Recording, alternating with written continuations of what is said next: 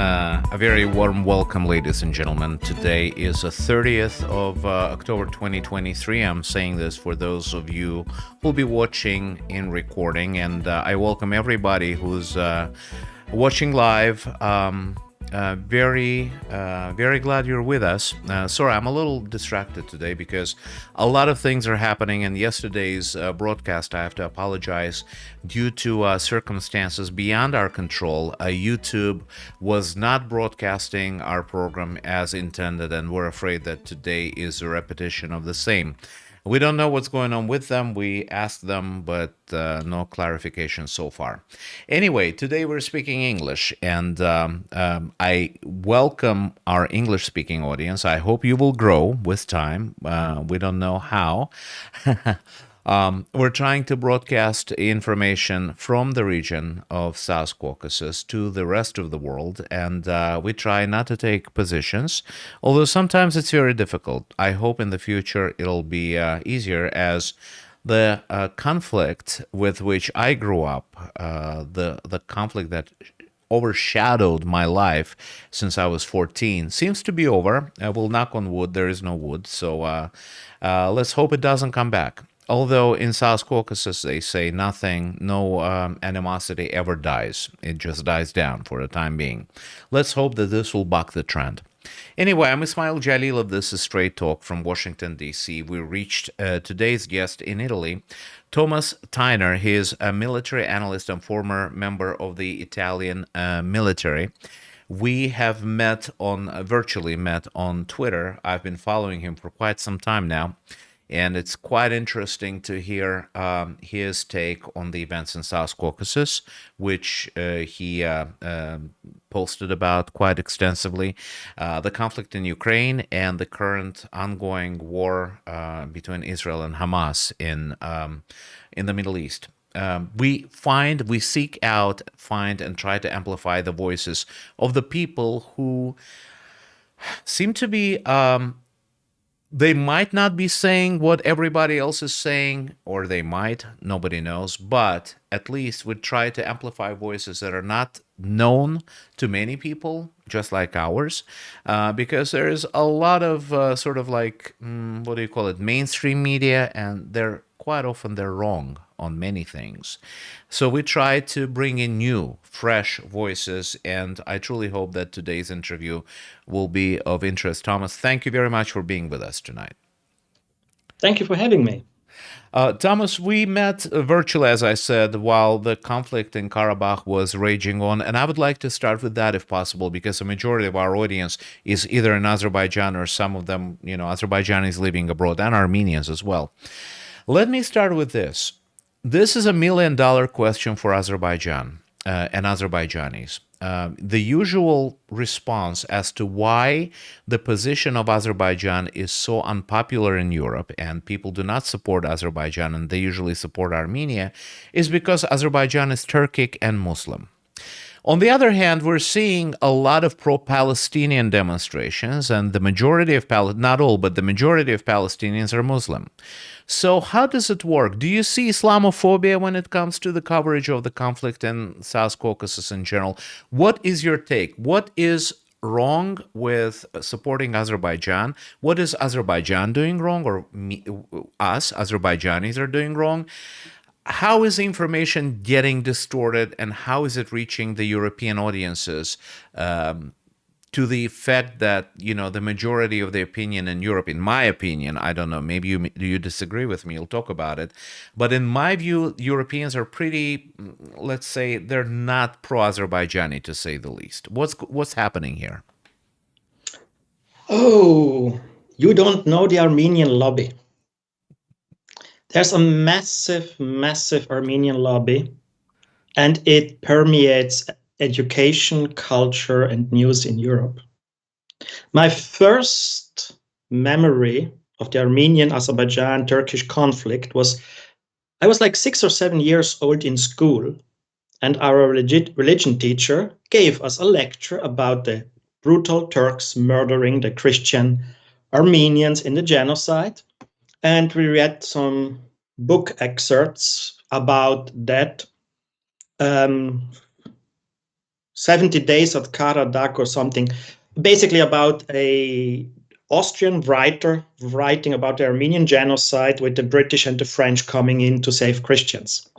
So we have in Europe, from the earliest education here, an Armenian are victims, genocide, Armenia are poor, persecuted in the Caucasus view. And the Armenian lobby is riding on that.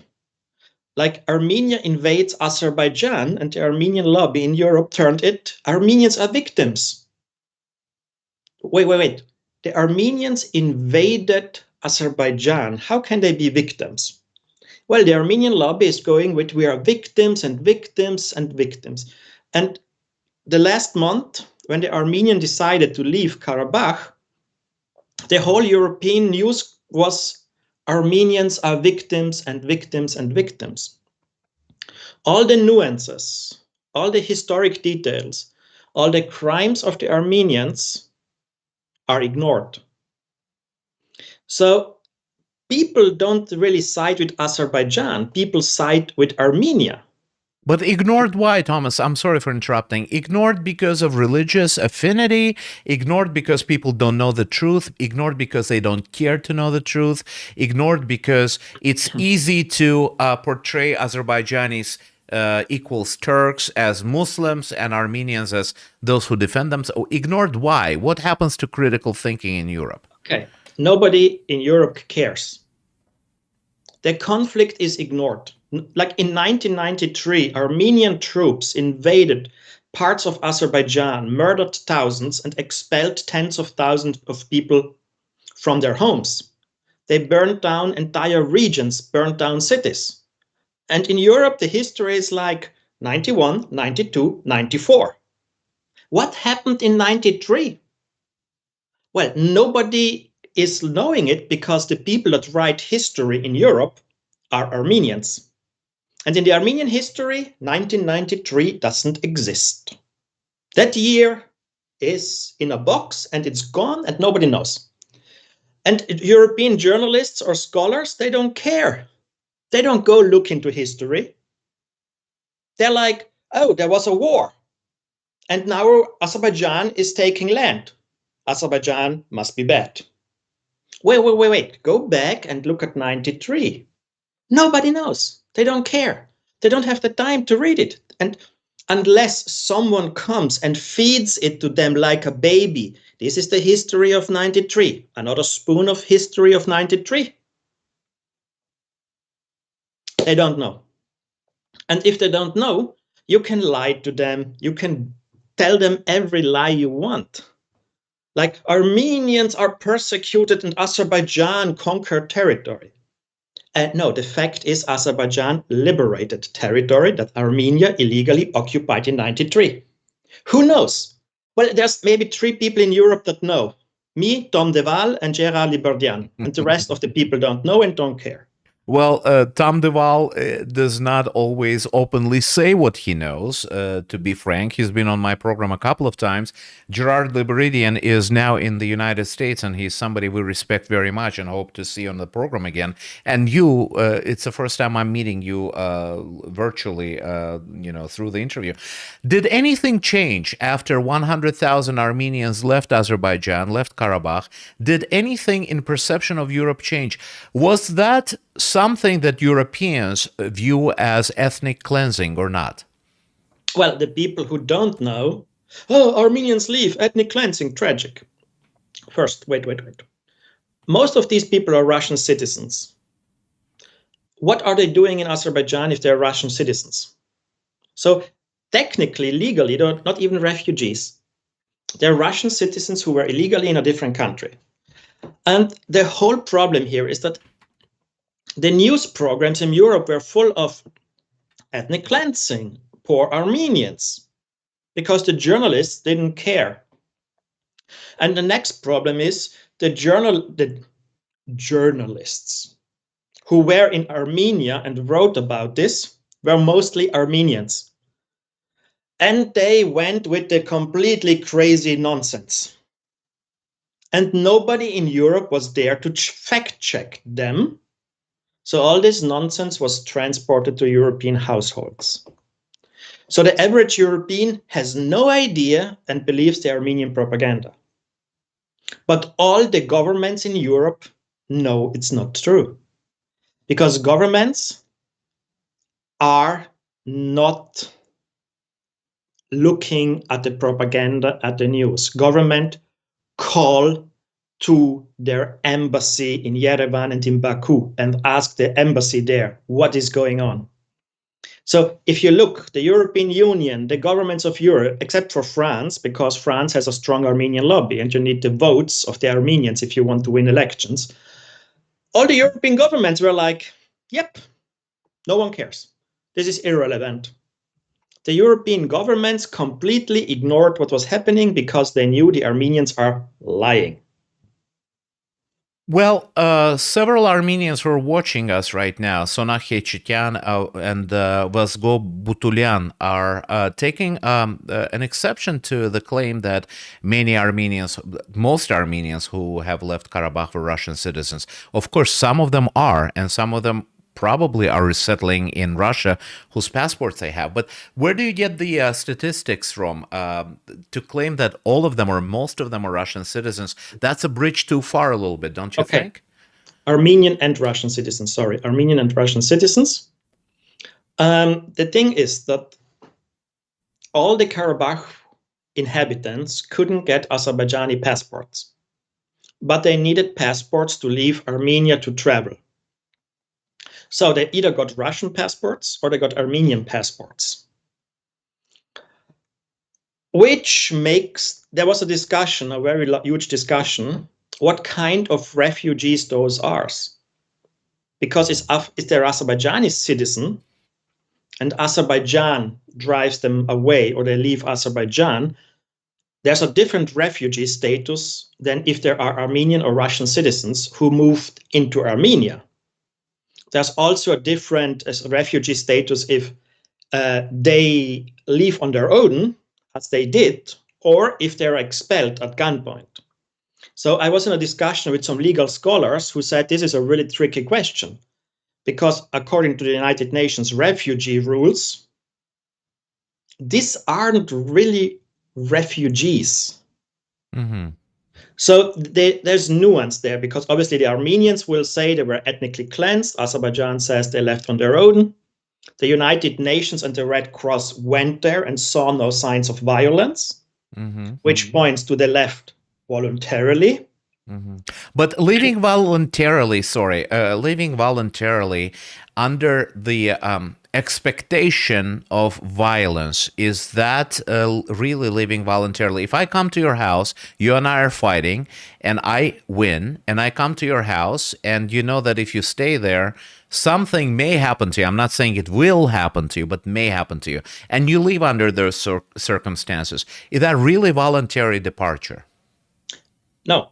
The question is, here we have a legal problem here, because the argument is, as you and now I see it, the argument is fraud, because ethnic cleansing requires the violence or the threat of violence and the application of violence. And the legal scholars I was talking to, they don't know exactly how to define it. The Armenians are clear to define it as ethnic cleansing. But these scholars said we have to look at that. So all these nuances are lost, because the story ethnic cleansing by Azerbaijan is a much better headline for a newspaper, for a news program, than we have to discuss.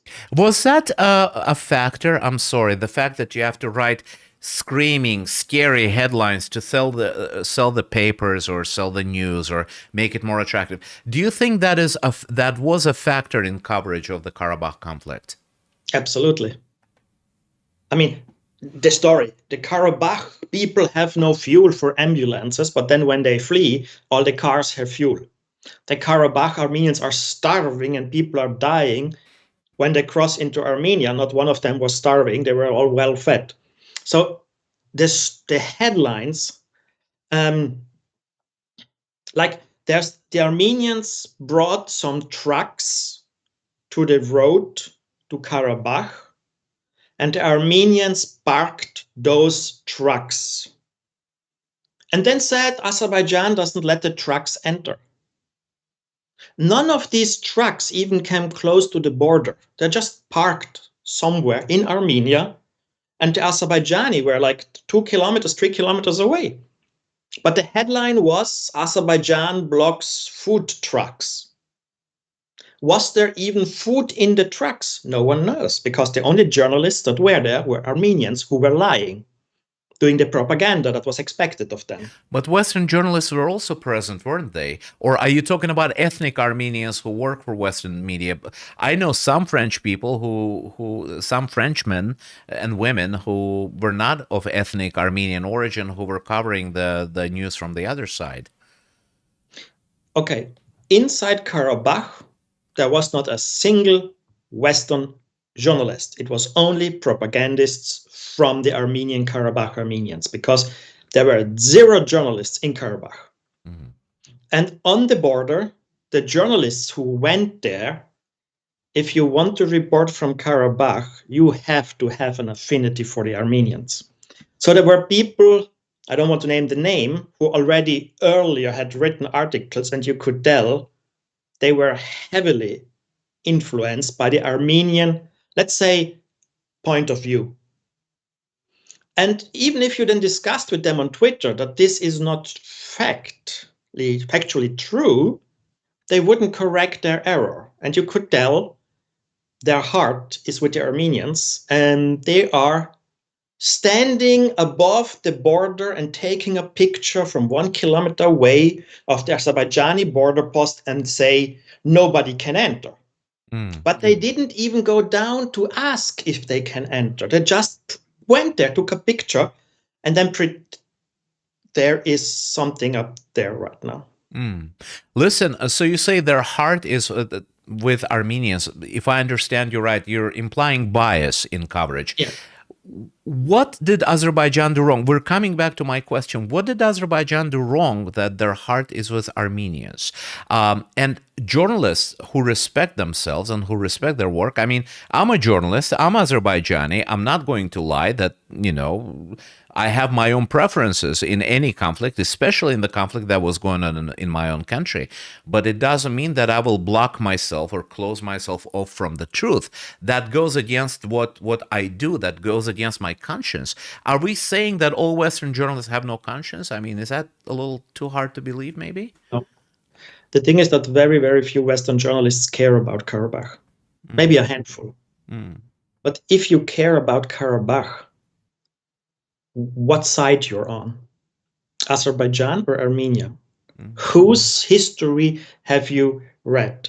There's one, I don't want to name the name, who went there. He is now reporting on the Palestine conflict, and his whole coverage was so pro-Armenian. And you were like, would you for a second maybe think about the Azerbaijani viewpoint? And you could tell they don't care. They have their fixed idea of the Armenians as the victims, the persecuted minority, the poor Armenians of the Caucasus. And they just went with their storyline, and it was not true.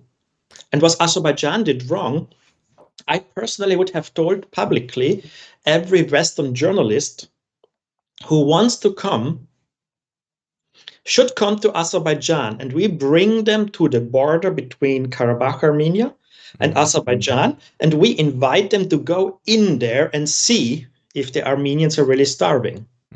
Because all the journalists that would have then come would have found out that the Armenians don't let them enter. But to be fair, Azerbaijan, the government of Azerbaijan, was not very keen. It was not very happy to see Western journalists. First of all, they attach minders to them, somebody working for the prosecutor's office, for the police, for security services. They don't usually let Western journalists do their job. And if I were a Western journalist and I had a choice, okay, do I go to Baku and then go to the Azerbaijani side of the border? Or do I go to Armenia, then go to Karabakh and do my job freely? I would choose to go to Armenia, to be honest. I mean, because Azerbaijani side does not always openly welcome Western journalists due to their own fears, due to their own problems. Do you think that is partly to blame? Do you think that the Azerbaijani government should have acted a little differently when it comes to the Western journalists? Yes.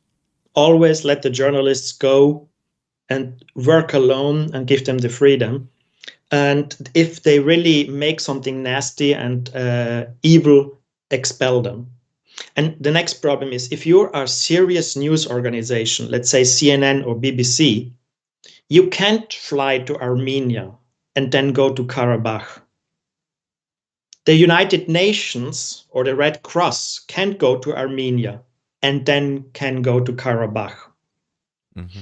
Serious organizations know the territorial integrity of a nation, which means Karabakh is part of Azerbaijan. You want to enter, you have to enter from Azerbaijan.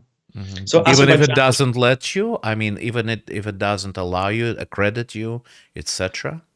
Well, the thing is, if you're a news organization that is seriously interested to report, and the Azerbaijani don't let you enter, you make a story out of that shames Azerbaijan, and you can threaten the country with that. So the Azerbaijani interest should have been to invite the news organizations and tell them, you know, we bring you to Karabakh, go in. You will see they're not starving. They have internet, they have electricity, they have heating, they have water, they have food. They're just lying. You know, I've seen a couple of Western journalists, and I'm not going to butcher their names because I'm not sure what the name was. One of them was working for BBC, and one was French, maybe working for France 24. I'm not sure, and I'm not going to name the name just to, not to be mistaken. But from what I understood from their coverage and their subsequent apologies, they did try to cover the situation from a more or less neutral standpoint, and then they have felt the weight of what you call the Armenian lobby. There were attacks, there were a campaign of writing letters to their editors. There was a hounding campaign, basically. Is that something that you've read about? Is that something you can comment on? Is what I'm trying to get at is average Western journalist free to write what she thinks, what she sees, describe, what you're describing. Nobody was starving, nobody was being killed, nobody was being, threatened, and then not expect any consequences from the ethnic Armenians living in Europe. So what I'm trying to really get at is journalism under threat? Do journalists get punished for telling the truth nowadays? Because let's say a particular group, ethnic group, lives in Europe now and is very strong in Europe. If you're a journalist, you will get hounded by the Armenian lobby. I mean, I went on Twitter in the 2020 war. After 3 days, I wrote, this war is over. Armenia has lost. It needs to surrender to save people's lives. And I got death threats. I got threats over email, I got threats on Facebook, I got death threats on my work email, because the Armenian lobby was going after me for just saying this war is lost and Armenia has lost it. And I mocked them because the radicals hate to be mocked, because if you take their stupid ideas serious, you give them air. Like, this is older than Azerbaijan, so we have rights. Well, you live in Glendale, it's an Indian territory that you took away from the Indians, and now you're telling me that is okay, so if you mock them, they become enraged. And the Armenians, they began to send me photos of rotting corpses as a threat. So yes, if you're a journalist and you are not adhering to the Armenian lie of the Armenians being victims, they will go after you. They will threaten you. They write to your editor. They want to get you fired. They want to lose your job. So yes, try to write truthfully about the Karabakh issue as a journalist, and you have problems. And it's not the Karabakh Armenians, and it's not the Armenians in Armenia. It's the diaspora, which is completely nuts, because they don't have to live with the war, with the death, with the destruction. They can call for more war. They can write, we have to invade Azerbaijan and take this territory back, because they don't have to die. They just have to write this shit. So the diaspora, if you're a French journalist and you would write honestly about the problems that Karabakh refused every offer of peace and compromise and every offer of land for free peace, or even offers that Karabakh itself can go and become part of Armenia, all these offers were rejected by the Karabakh Armenians. If you write that in France, you will get death threats. And if you're a bit more famous, they might know he's working at this newspaper and they wait for you outside. So yes, the Armenian lobby is dangerous. And the thing is that if you want to write honestly about Karabakh as a journalist and criticize Armenian behavior, look at Don de Waal, how often he is attacked and threatened on Twitter by Armenians. I mean, he is, I would say he's more pro-Armenian than most scholars, and he gets threatened. I saw a video of Gérard Liberdi, what's his family name? Liberidien, yeah. Who is probably the smartest current living commentator of Armenian origin about Armenian history. I saw forums where he was speaking about Armenian history and people stood up and threatened him for not going, great Armenia, only victims. It's like, people, if you lie to yourself, you're never gonna live in peace, because the lie will destroy your chance at freedom and peace. Why did the Karabakh Armenians lose everything? Serge Sargsyan, a Karabakh Armenian war criminal, who was their defense minister, who ordered massacres of Azerbaijanis, who led them in the first Karabakh war. His hands are full of blood of Azerbaijani women and children and other civilians. He told the Karabakh Armenians in 2009, you have to compromise. You have to accept that you must compromise for peace, or you will lose everything. And I told him to get lost. I mean, if you refuse every compromise because you lie to yourself that you're so powerful, at the same time you're the victim, and you don't need to compromise because you're so powerful, and you don't want to compromise because you're the victim and you already gave so much, you have a distorted view of reality. And the reality is Azerbaijan is stronger demographically, militarily, economically, politically. What did you expect? You know, to set the record straight, yes, it really pains me to hear when voices of journalists are muffled, especially in places where we least expect it, in places that are known for being champions of freedom of speech, like Western Europe, like France, the United Kingdom, established democracies, in other words. You know, when it comes to Tom de Waal, let's be fair. This is someone I respect very much, and I don't make a secret out of it. And Tom de Waal is attacked by both sides. Very recently, he was attacked by the Azerbaijani side as well for the things he says. You call him the most pro-Armenian scholar who gets attacked by Armenians. You know, that part I will not take an issue with, but he also gets attacked by Azerbaijan. He also gets blamed by the Azerbaijani side for many things that he says or does not say. And when it comes to Mr. Liberidien, you know, somebody we also respect very much, it is very painful for me to see when anybody receives death threats or any kinds of threats, threats of physical harm for what they think and what they say. This is not the world I want to live in, if that makes any sense, if you allow me to say. But it is also known that diasporas are more intransigent. In other words, diasporas are more aggressive than the people living in normal, you know, in their own region, because, as you said, their children do not usually die in wars. They have nothing to risk. It's not only about Armenians, other diasporas are the same as well. So let me ask you the question that my viewer is asking, and I'm going to read it to you, if you don't mind. If I find here, I find it. It's very hard to change somebody's mind. Give me 2 seconds. Sadly, I cannot find it. technical issues. So basically, VM was asking me, should Azerbaijan, okay, I found it on the other screen, should Azerbaijan spend money on lobbying and educating the Europeans, or just spend money on military complex and learning to Europeans will come naturally? In other words, the world that you're describing, the world of a European, consumer of news or producer of news you're describing, does it even matter if Azerbaijan spends money and tries to change the opinions or educate the European consumer of the news about what the truth is and what the lies are? Should Azerbaijan even do it? No, you can't change the mind. And you have to go up against the Armenian lobby. What you can do as Azerbaijan is break the narrative of the Armenians.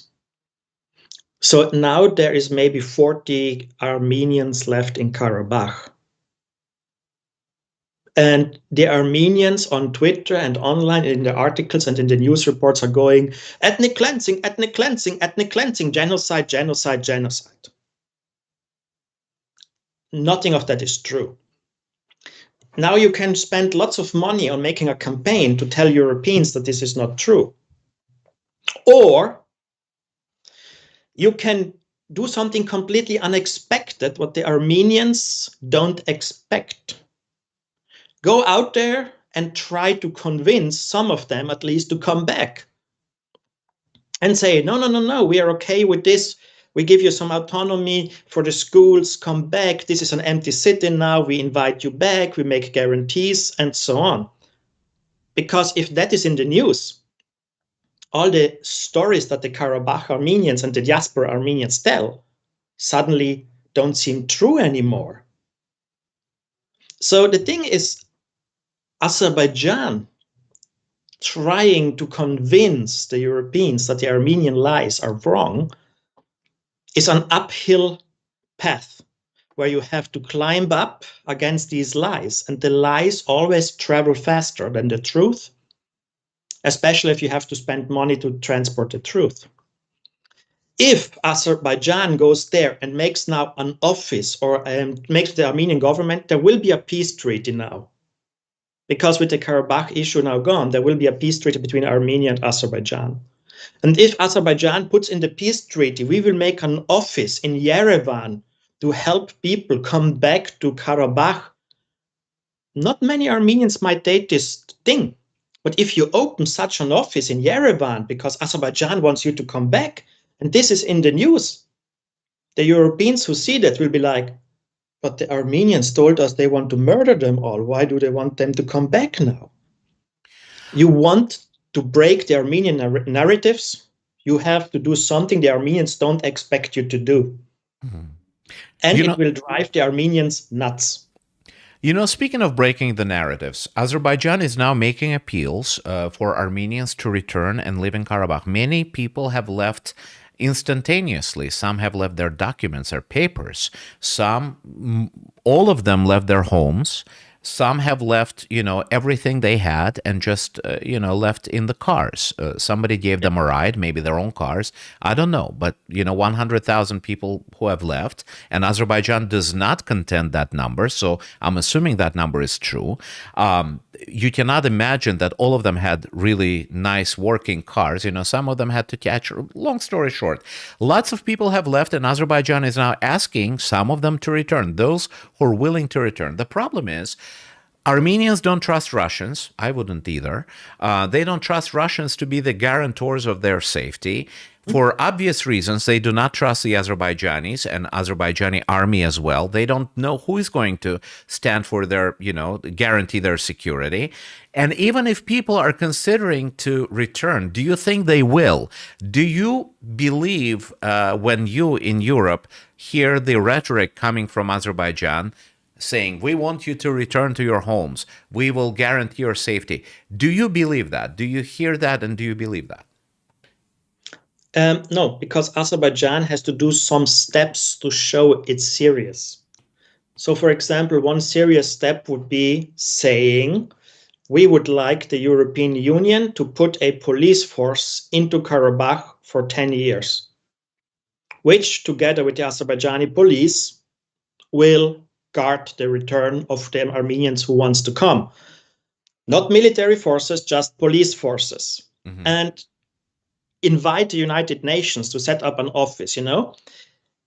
The thing is, even if the Armenians then decide not to come, if you show the goodwill and you start doing, because the Armenian story that is being told in Europe is Azerbaijan are genocidal mass murderers who want to kill Armenian babies. That's what the Armenians tell in Europe to the people that ask about this. If Azerbaijan goes now there and says, no, wait. We will set up a police station in the biggest 5-6 cities with Dutch, German, Spanish police officers, and they will basically welcome the Armenians and bring them back, and we'll go to their homes and so on. The Armenians can have their schools. They don't have allowance to have weapons and so on. Set it up. If then no Armenian comes, you can always say as Azerbaijan, we tried. They didn't want to come. They just said they want to be there. So the goal is to build a bridge. I think very few Armenians will walk the bridge afterwards, because you can tell an immense amount of Armenians have begun to believe their own propaganda, which is nonsense, because the Armenian propaganda in the diaspora is every Turk wants to murder the Armenians. And I'm sorry, if Turkish people really wanted to murder the Armenians, there's 80 million Turks. There wouldn't be any Armenians left since 10 years already. These are just So you don't lies. believe genocide happened at all? No. The thing is that this is just an the Armenians, everything is genocide in Armenia. It's their fetish word, sorry. Because if you go and read the Armenian press and Armenian Twitter and Armenian blogs, no internet, it's genocide. Azerbaijan cut electricity, it's genocide. Everything is a genocide. So the word genocide is overused, but yes. Did the genocide in 1915 happen at all, in your opinion? Yeah, it happened. Okay. That's what I wanted to hear your opinion. Okay. The thing is, okay, the Armenian genocide happened. It's not comparable to the Holocaust, because the Holocaust is a complete different level and it's unique. But the Armenian genocide happened. And Turkey, as successor to the Ottoman Empire, at some point has to find a language with Armenia to close this chapter. It's not going to be under Erdogan, who denies it. And the Armenians are pushing countries to recognize the Armenian genocide. So yes, this is a topic of history that happens. We're not denying it. We know it happened. Turkey would make a better figure if, like the Germans, it says, yes, this happened, and now we find a way to close the chapter and find peace with Armenia. Turkey and Armenia have no diplomatic relations. The last time an Armenian prime minister or president was in Turkey was in 1993 at the funeral of the Turkish president Süleyman Demirel? We're talking about Süleyman Demirel. Okay. In 1993. And then the next time was 23 when Pashinyan went to the inauguration of Erdogan. So we have a 30-year gap that there was not a single Armenian high-level politician in Turkey. Turkey and Armenia must make peace. And in my opinion, the best way forward is that Turkey and Armenia decide. We make peace, we find a language that both can live with about the Armenian genocide. I don't know, call it the Armenian... the diplomats will find a wording. And then Turkey tells Armenia to make this go away, and so that you stop pushing countries to recognize the Armenian genocide, Turkey will give Armenia, let's say, $3 or $5 billion for infrastructure projects. Why should Turkey give Armenia money for infrastructure projects? Very simple. It's a payment to atone, like the Germans gave money to Israel to atone for the Holocaust. And what does infrastructure mean? A connection between Turkey and Azerbaijan, for example. An airport in Yerevan for tourists. An oil pipeline going from Azerbaijan through Armenia to Turkey, cutting out the Russians and the Iranians. So it's in the Turkish interest to improve the infrastructure of Armenia and tell Armenia, you know, we pay for that because who can build it? Turkish companies. The only companies in the Caucasus who can build a highway from Turkey through all of Armenia into Azerbaijan are Turkish companies. So Turkey gives Armenia money for infrastructure. Turkish companies build it, and in the end, what happens? There's a railroad and a highway from Nakhchivan to Azerbaijan, from Turkey to Azerbaijan, pipelines, electricity, and so on. Everybody profits. So the thing is, the countries in the Caucasus, Turkey, Azerbaijan, Armenia, need to find a peaceful coexistence. And the biggest winners of this peace are the Armenians. The Armenians are the poorest country in the Caucasus because for 30 years they had war with their two most important neighbors. Turkey I do and believe there Azerbaijan. is a growing understanding in Armenia. Would you agree with me that Armenia should participate in infrastructure projects? It does have room to benefit from these projects, but at the same time, these projects do not happen in a vacuum. They first of all, peace treaty must be signed. So if we talk about the peace treaty, in whose court do you think the ball is right now? Because from what we hear from Armenia is ready to sign the peace treaty, but let's say President of Azerbaijan Ilham Aliyev did not go to Granada, where, as Armenians say, and I only have their statements to go with, the peace treaty would have been signed. So which side does now look like it's dragging its feet when it comes to signing a peace treaty? And also, a small remark, it was Turgut Özal. My audience is telling me that I was trying to kill Süleyman Demirel too early. He died in 2015. Turgut Özal died in 1993. So let's go back to my question. Yeah, Demirel was the prime minister. Right. When Özal died. Sorry. No worries. I made a mistake by suggesting Demirel. So who do you think should show initiative? Right. Özal died, and Demirel was the prime minister, and Petrosyan and Libardian were the two Armenians that went to Ankara for the funeral. Mm-hmm. So yeah, if you have Gerard Libardian next time on your program, you can ask him what Demirel told him in that chat, because this was the chat where Turkey told the Armenians we are breaking diplomatic relations because the Karabakh Armenians have been invading regions outside of Karabakh. So that was one of the most important meetings between Turkey and Armenia. It was in 1993. This was where the relationship between, but people forget, Armenia in 1992 was starving.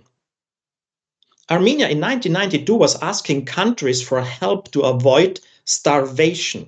And how did it go with invading Azerbaijan then? I mean, how can a starving country invade a larger, arguably richer, and arguably stronger neighbor?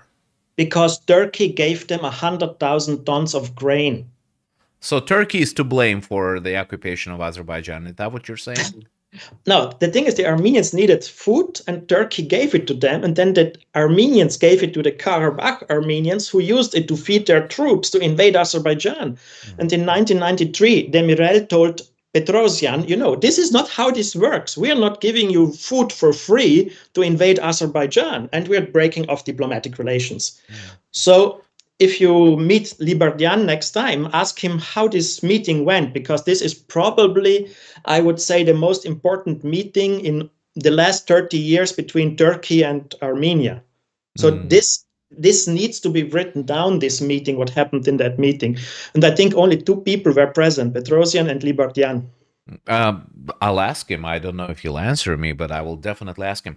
So since we're talking about Turkey, Turkey now is in the headlines, and not only because it's a centennial of the Turkish Republic, with which I sincerely congratulate the people of Turkey. My question is, what role does Turkey play now in the region? Is it more a constructive role or more of a destructive role? Because from what I'm looking at things, it is time when Azerbaijan is sort of has come to a reckoning for its friendship with Turkey, because Turkey is staunchly anti-Israel and pro-Palestinian. And from what I understand, the people of Azerbaijan support Israel more than they support Palestine. And the government of Azerbaijan is caught in between. Can we use this Turkish position right now and Erdogan's behavior, honestly, the Palestinian flag on his scarf, etc., as a segue to discuss the other conflict that is raging on in the Middle East? Erdogan is a political player. He's gonna bark and bark and bark about the Palestine conflict, about Israel, but ultimately he's not going to break relations because he knows he might need Israel, he might need Azerbaijan, he needs NATO. So yes, he can bark, but in the end, he needs NATO fighter jets technology. He needs from Italy helicopter technology. He needs certain missile technology from the UK. The Israeli are the ones with the spy satellites, the South Koreans with the tanks and artillery systems. So yeah, he's going bark very loudly because it plays well to his base. But ultimately, is it in the interest of Turkey to break relations with some of the key allies? And I mean, Azerbaijan is transporting oil through the Ceyhan pipeline to the Mediterranean Sea. It's loaded in Turkey onto tankers, and it goes to Israel, where it's turned into fuel for Israeli fighter jets and Israeli tanks. And Turkey is like, well, Azerbaijan pays, so who cares? Let's do it. So Erdogan,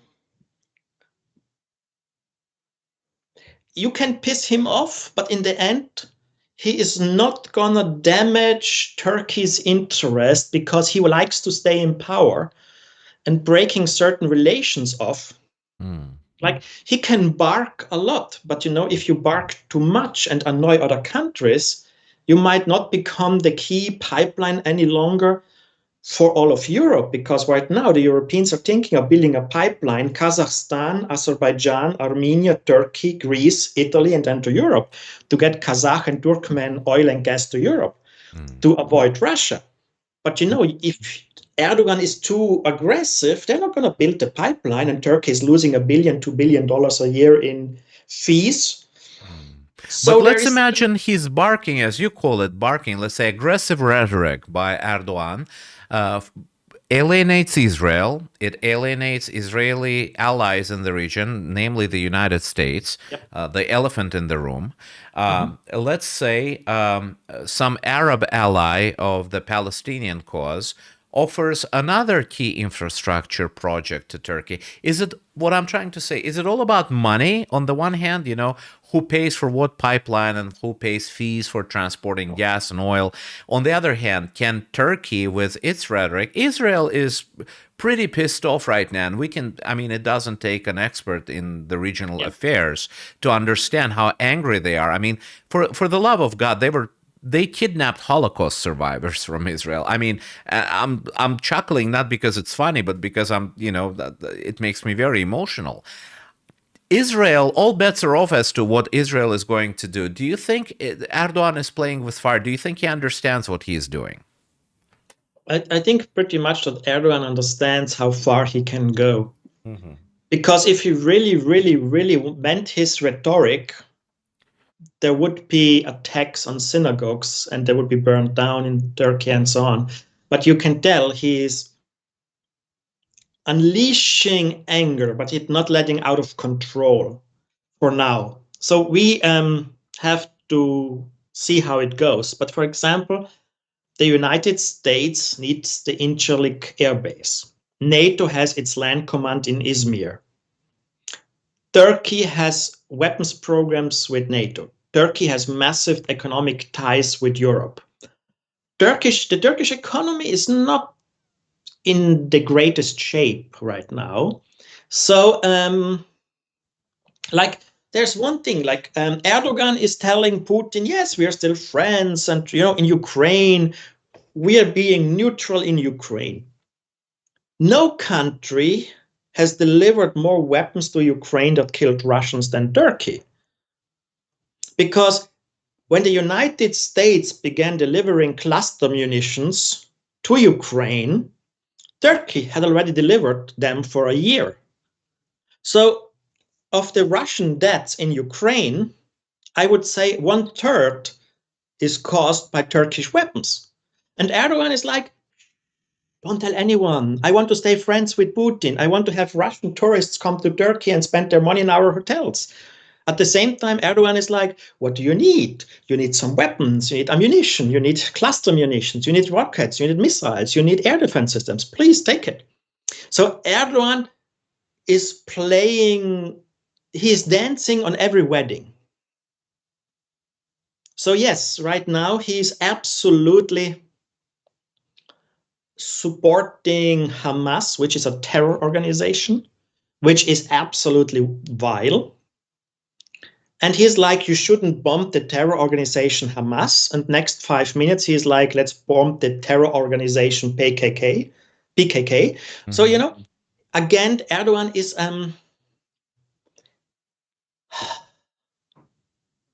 how to say it in a polite way. Erdogan is everywhere at the same time. Every position you can have, he will take. In the end, he will sit down with his advisors and he will be like, what is profitable for Turkey? So exactly what I'm trying to ask you, and the irony is not lost on me that I'm asking a military analyst this question. What is the economy of Turkey geared towards? What is ultimately more convenient and, let's say, profitable for Turkey? War in the region or peace in the region? I mean, delivering weapons to warring nations or becoming a hub for tourism, for airline transportation, for other things that are associated with peacetime? Absolutely. The Turkish economy needs the European Union because the European Union is now buying an immense amount made in Turkey.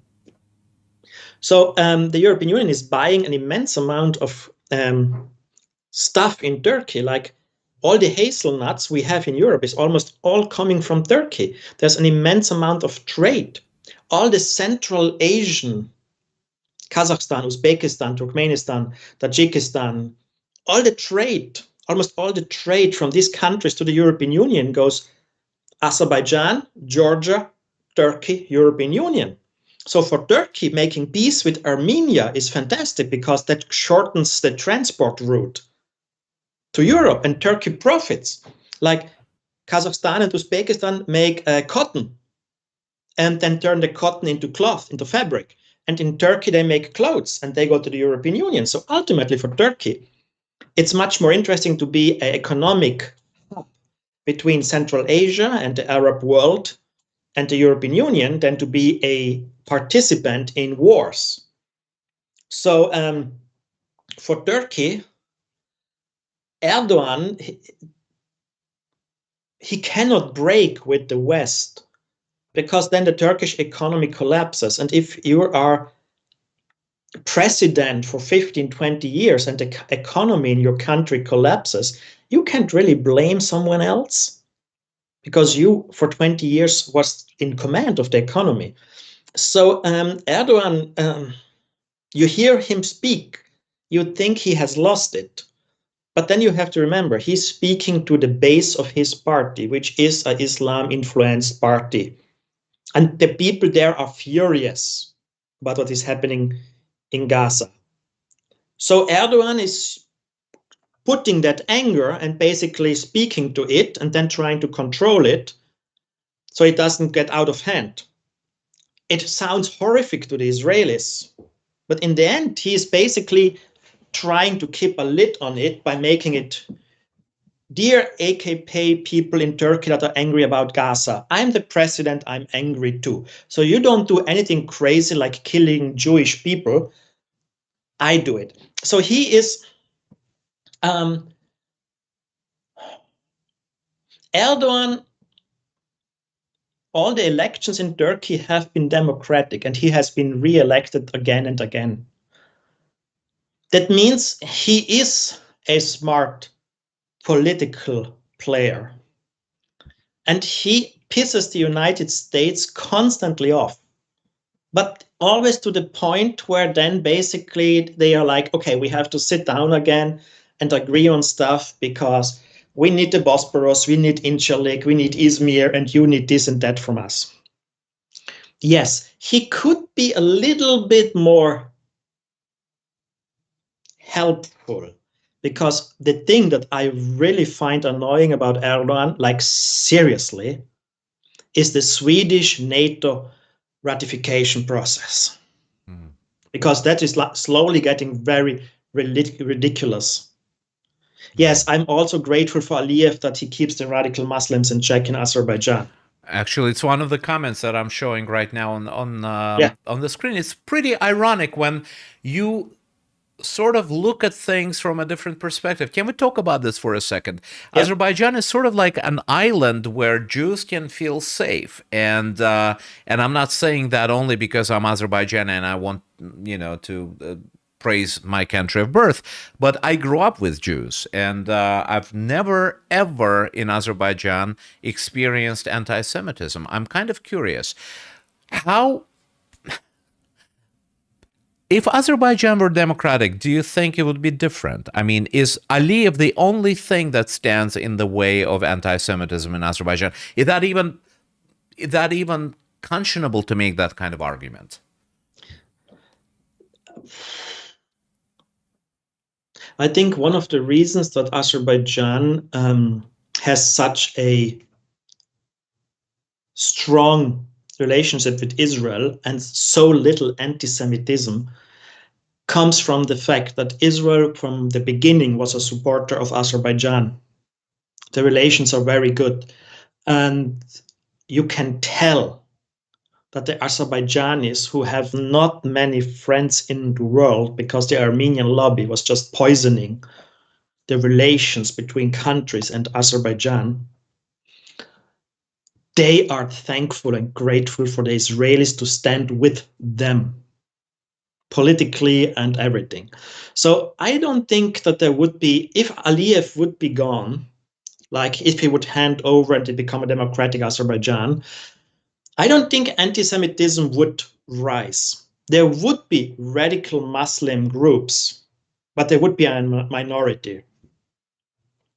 But there would be. Right now, they don't even dare to show their head, the radical Muslims and the anti-Semites in Azerbaijan. In a democracy, there would be, but they wouldn't dare because there are a minority. I think in Turkey, it's more risky because in Turkey, the rhetoric of some of the people in AKP is much more poisonous. And we also have a large of Syrian refugees who are resettling in Turkey and becoming Turkish citizens thanks to Erdogan's policies. I mean, can we discount them as a radicalizing force in the Turkish society, do you think? I wouldn't know enough about the Syrian refugees' makeup and intentions and background. If they're Palestinians who are fleeing from Syria and resettling in Turkey, yes, because the Palestinians have collectively, the Palestinians collectively have a hatred of the Jews that is poisoning the entire discourse. Because again, if you delude yourself and believe nonsense, you're unable to make peace. And this a Palestinian society, as by large, has drunk a completely poisonous mix of lies and superstitions about Jewish people and Israelis, which is poisoning the Palestinians' ability to make peace. I wouldn't know enough about the Syrians. I think the Syrians of Dara had a really good relation with Israel while they were fighting the Assad regime. And so it's very... Syria is a minefield, and I have given up understanding it like 7-8 years ago when the Americans allied with the PKK, also known as Syrian Defense Force, which is a terrorist organization. And so don't ask me about Syria, because honestly, I have ideas about Karabakh. I know the history of Ukraine, Karabakh, Israel. I'm staying out of Syria because there are experts and I listen to their talks and I'm lost because there's by now hundreds of factions. All of them, nobody really understands anymore what's going on. There are former Daesh, Islamic State leaders who are now governors under Turkish-controlled regions and are very liberal and are opening shopping malls. And you're like, Syria is just incomprehensible unless you spend 20 hours a day trying to understand it. So I wouldn't want to comment on the Syrian refugees in Turkey because honestly, I have no clue. That's fair. Actually, it's very refreshing to hear an expert who says, I don't know. That happens very, very rarely, especially on this program. Whomever you talk to, they are experts on A to Z and everything. Thomas, 1 hour has passed, and thank you very much for your time today. I feel that we only scratched the surface of many issues. I would like to see you again sometime later to talk about Israel and Palestine in more in depth, and also to pick your brain about the situation in Ukraine, which also warrants our attention. But I appreciate your time tonight, and we asked for an hour, and thank you for giving it to us. We can speak a little longer because I can tell you right now, Ukraine is staying with us for another year. And yeah, let's briefly talk about it. Why do you think it's not going anywhere? The West is dripping equipment at such a slow pace into Ukraine that Ukraine can withstand Russian attacks. Ukraine can grind down Russian forces. But the overwhelming force that you need to devastate and crush the enemy is not given to Ukraine. It's like Ukraine gets 16 ATACMS missiles when they need 50. So with 16 ATACMS, you strike Russian airfields and you destroy 20-25 Russian helicopters, and you destroy some of the Russian air defense systems. But Gvardiske, Belbek, Saki air base, you cannot strike because they didn't give you enough ATACMS. So the Russians can then evacuate the troops and the airplanes and the helicopters from those bases, giving the Russians the ability to fight another day and from another airfield that is further away, which makes it more complicated for the Russians. But still, you haven't devastated them. And as long as this continues, this slow arrival of equipment, this war will drag on. Let's presume that there is a strategy behind this. Let's presume that this is done on purpose, which I'm pretty sure everybody will deny, but let's presume you're right. What is behind it? What is the reason? Why is overwhelming, let's say, military equipment that would produce overwhelming force is not given to Ukraine? What is behind it? What is the idea? There's two thoughts here. There's two groups. When you speak with people, what might be the reasons, there's two assumptions.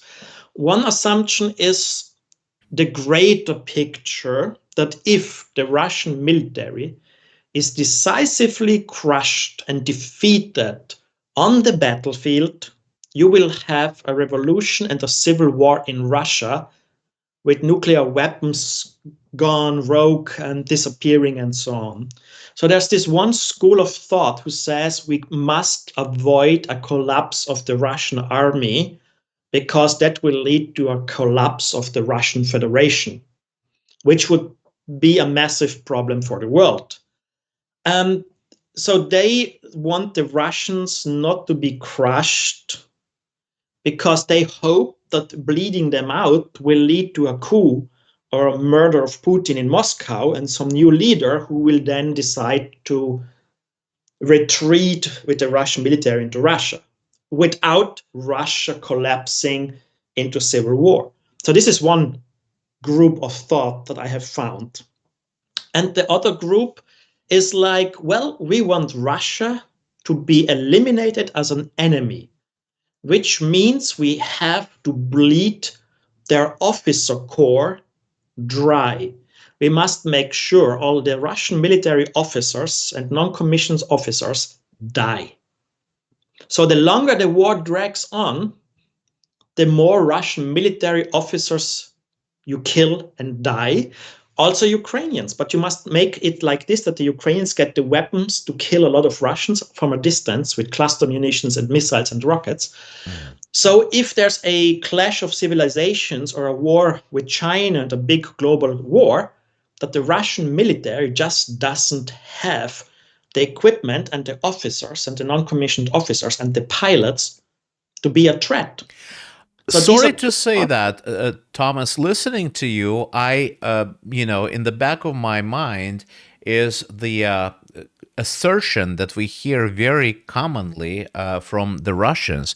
I believe it's attributed to Russian President Putin, who said that the West is fighting Russia in Ukraine until the death of the last Ukrainian. So is that true then, that the West is using the Ukrainian people to beat down Russia to make it no longer a threat? We're talking about the Russian officer corps being killed, but we also cannot forget that it has been done by the Ukrainians, who are also dying in this war. And Ukrainians are a much smaller country than the Russians population-wise. I mean, who is dying here and who is going to die first? I mean, that's pure arithmetics, something I don't understand really. The thing is that the school of thought that you want to kill the Russian officer corps says we need to give the Ukrainians the long range and deep strike weapons, like ATACMS, like Storm Shadow, like Scalp, like Taurus, kill all these Russians from a distance. And cluster munitions to kill Russian infantry at the front, at the trenches, and the drones to strike the tanks and so on. So the idea is to give the Ukrainians the tools that a lot more Russians die on the battlefield than Ukrainians. The thing is just that the West is, again, just slow dripping the equipment into Ukraine. It's like the Ukrainians need 1 million cluster munitions rounds, and they got 150, 160,000. It's very good, not good enough. The Ukrainians would need M26 rockets with cluster munitions, and they got none. They will get them at some point because the US has 300,000 something in storage and doesn't use them anymore. But give it now. Remind me, cluster munitions, weren't they banned by some convention? Is that an illegal way of waging war? No. Some countries got pressured by a campaign to sign a cluster convention ban, which just says that the countries which signed it will not use them. Okay. And the reason we have this treaty is how brutally Russia used cluster munitions in Chechnya and in Afghanistan. Okay. So the Russians were plastering Afghanistan in the Soviets, were plastering Afghanistan in the 80s with cluster munitions, especially butterfly cluster munitions and mines, which then killed and maimed massively the children. And they were doing it again in Grozny and in Chechnya in 90s and under Putin when he became president in 2000. Because of that, we have a cluster munitions ban that some countries like Germany, the UK and Canada signed. But for example, Armenia, Azerbaijan, Turkey, Greece, Finland, Poland, Romania, Ukraine, Russia, China, Israel, Syria, Saudi Arabia, Pakistan, Egypt, United States, they all didn't sign because all the countries like Finland or Poland who are serious about the risk of a war didn't sign because they know no weapon is better than a cluster munition. So cluster munitions are poor man's nuclear weapons. Is that correct to say? They're horrific. They kill a lot of infantrymen, a lot of okay, now, I give you an example. The Iran-Iraq war of the 80s. Okay.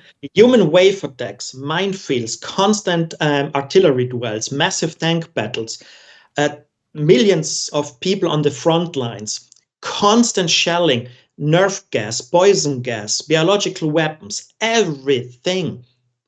And these soldiers, after 8 years of this brutal war, faced the Americans 91 in Kuwait. And the Americans used cluster munitions. And that munition broke the Iraqi army. The soldiers surrendered in masses because they had never seen a weapon so brutal, so ruthless, so devastating as American-made cluster munitions. If you're a battalion and an American battery finds you, in 10 seconds, about 70,000 grenades are dropped on you, which means for every soldier, 100 grenades rain down. You're alone and there's someone throwing 100 hand grenades at you in 10 seconds. And the wounds they cause are horrific. You don't survive that. They rip flesh out, as if a baseball has driven through your body and ripped all the flesh out. So the cluster munitions, modern ones, like the US gave to Ukraine, or like the US has, or Finland has, or Poland, the Israelis have them in masses. Turkey has them. If you use them on an enemy unit that is exposed, there's a video from the Karabakh War 2020 of an Armenian company trying to dig in, and they get hit by one single cluster munitions carrying rocket, an Israeli one. And I guarantee of these 60 to 80 Armenians, 70 were killed in 2 seconds. So cluster munitions are absolutely devastating. And the Russians and Soviets used them also as landmines. So they designed them that 30% of the cluster munitions don't detonate and lay on the ground as a mine. And that is why we have the ban, because the Russians use them on cities, on villages, on civilians. The Russians are using cluster munitions in Ukraine on Kharkiv, on Kherson, on cities. The Russians are firing that at cities. And then you have 30% of them lying around. And the Russians have been using them in Syria, on refugee camps, on schools, on kindergartens. The Russians use them as a weapon to murder civilians. That's why some countries signed a ban, but the Russians were like, we don't sign it. We want to keep using it against children. And the United States has a different version of cluster munition, which is meant to destroy enemy formations, because the United States also works as an anti-tank weapon. It's just that the United States, thanks to its design, the cluster munition is much more destructive than anything the Russians have. And the Ukrainians want it, and they received it now, and immediately the Russian death numbers went up. So there is a ban which some countries signed, but all the countries that know war might happen, like India, like Pakistan, like Iran, they all didn't sign it because they know in a war where we have to fight an enemy, we need that. So in other words, countries which have enemies with larger populations and ability to, conduct conscription real quick and put under the arms a lot of people, do not want to give up. Finland and Poland, in that sense, it was a surprise for me to hear about that. I'm no expert in cluster munitions and conventions, but it was a surprise on the one hand. On the other hand, it perfectly fits the logic. Okay, let me ask you this. Ramsey Solo asked a question, a comment actually. I lived in the EU for 20 years. Unfortunately, the EU is a facade of hypocrisy. What I'm trying to get at is, what did the war in Ukraine and the behavior of European nations tell you about the European Union as a political bloc? Were there any surprises? From your name, I derive you're of German origin. You might be Austrian or German. You are in Italy. Globalization in Europe is the same as everywhere else. I don't like guessing people's nationality, and you don't have to answer. I'm just curious. But you are a European citizen. Which is obvious. What did the events surrounding Ukraine, tell you Was there anything new you learned about the European Union and its behavior, political behavior as a political entity? Before we get to this question, these books are all in German. Mm-hmm. I am a South Tyrolean, which is a minority in Italy. We speak German, but we are Italian citizens. That was and my the difference guess. between us and the Karabakh Armenians is we accepted a compromise. We accepted autonomy in return for not wanting to change the borders. And this has turned South Tyrol into the richest region of all of Italy, and the most peaceful and the safest, because we compromised in 73. I'll 50. remind my audience my interview with Stefan Schennach, who also talked about Tyrol and South Tyrol. For those of you who want to go back and listen to the backstory of that event, this is a fascinating story. Sorry, go ahead. So yeah, so we are a minority, and that's why I'm speaking German and have a German accent, but I'm Italian, and I went to the Italian military, because if you compromise, you will find out that there's two cultures combining, and it makes you very rich, because the Italian companies who want to export to Germany and Austria have their headquarters and distribution centers here. And the German companies who want to export and work in Italy have their headquarters and distribution centers here. And all the tourists from Italy and from Germany come here, because you get German and Austrian and Italian all mixed. And yeah, it turned us into the richest Italian region, because we accepted autonomy that guarantees our safety, with Austria acting as protection power, that if Italy should go nuts, Austria has the right to go to the United Nations and demand a change in the borders or in the treaties. And so the Italians were like, okay, you get autonomy and we don't change the border. And it worked. So compromise and facing reality that demanding to change borders is going nowhere in Europe today. So you have to find another way, which is a compromise, and which means autonomy is the way forward. So the Karabakh Armenians refused every compromise, and see where they ended up. Now to the European Union. What surprised me about the European Union is how stingy they are. They increased artillery production, they increased radar production, they increased production of air defense missiles, air defense systems. What does Ukraine also need? Ukraine needs tanks, zero increase in production. Ukraine needs infantry fighting vehicles, armored personnel carriers, zero increase in production. The Ukrainians would need more offensive systems like Storm Shadow more and Scalp. The production hasn't even resumed.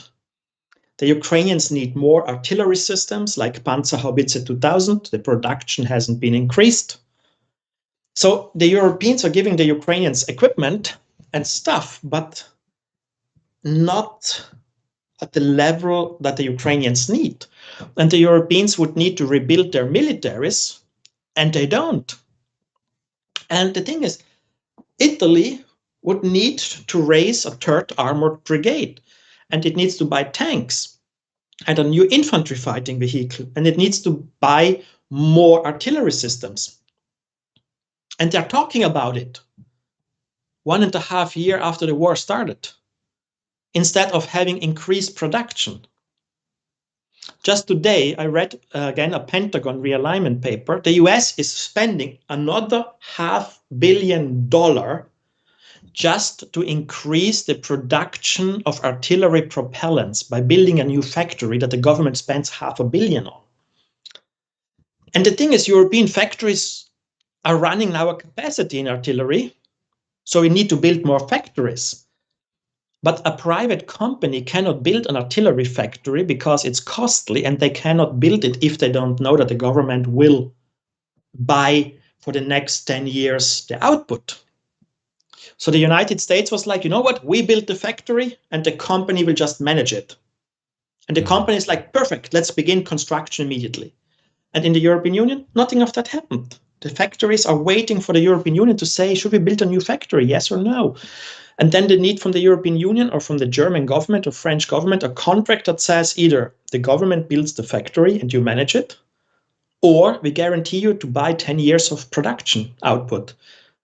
And they're not doing it, the governments. There was not a single new factory in Europe that has been opened. There's not a single expansion of production lines. Everything is running at capacity, but only in specific little parts, like air defense ammunition. They're all running at capacity, but it's not enough, because now we're producing enough to keep Ukraine in the fight. But we need to produce more because the European militaries need the same equipment. The European governments are like, no. They're stingy. So the European government have completely not understood what is happening. It's like we had the Karabakh war. It was a wake-up call. Did you hear it? No. Then we began the Ukraine war. Did you hear the wake-up call? No, they didn't. Now the Middle East is burning. Have you heard the wake-up call? It's now so loud, you have to have heard it. And European politicians are like, we sleep. It's like, what are you doing? It's incredible. I mean, if we take the United States out of Europe, we can't defend ourselves from the Swiss because everybody in Europe is just sleeping. Which brings me to a joke that I heard recently, and I laughed at it actually because I think it is partly true. Every joke has, some truth to it.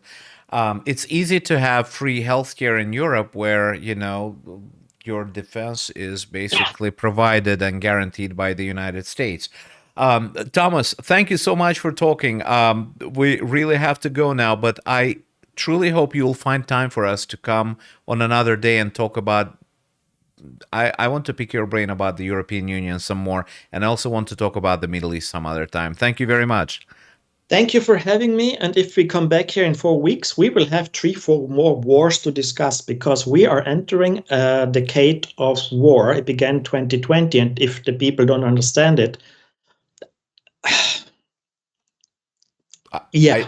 I truly hope you're wrong, but something is telling me that you might be right. Let's hope that we'll come back in 3-4 weeks and we will not have any new wars. Let's hope.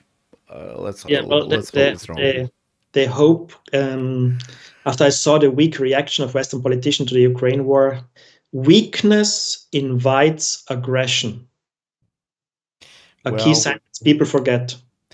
Well, you would think that after, appeasing Hitler, we brought up Hitler, look at us. After appeasing Hitler, Europe would have learned that lesson, but it seems like, sometimes history... That have been appeasing Iran, they have been appeasing Putin, they have been appeasing Hamas. Has it worked? No, but now they're trying to appease Hezbollah. Well, yeah, let's see if that works. Thank you so much. We'll talk soon. I promise. Everybody, have a great evening. Thank you for having me. See you soon. Bye. Thank you. Bye-bye. Ladies and gentlemen, thank you very much for this evening, for spending the time with us. And if you do watch us in English, we're trying to grow our audience. Do share and do like, do interact with our content, because it truly helps our channel. I appreciate your time tonight, and we'll talk to you tomorrow, but it'll be in Russian. So if you're inclined to watch, come back tomorrow, 9 p.m. Baku, Yerevan, Tbilisi time. Bye-bye.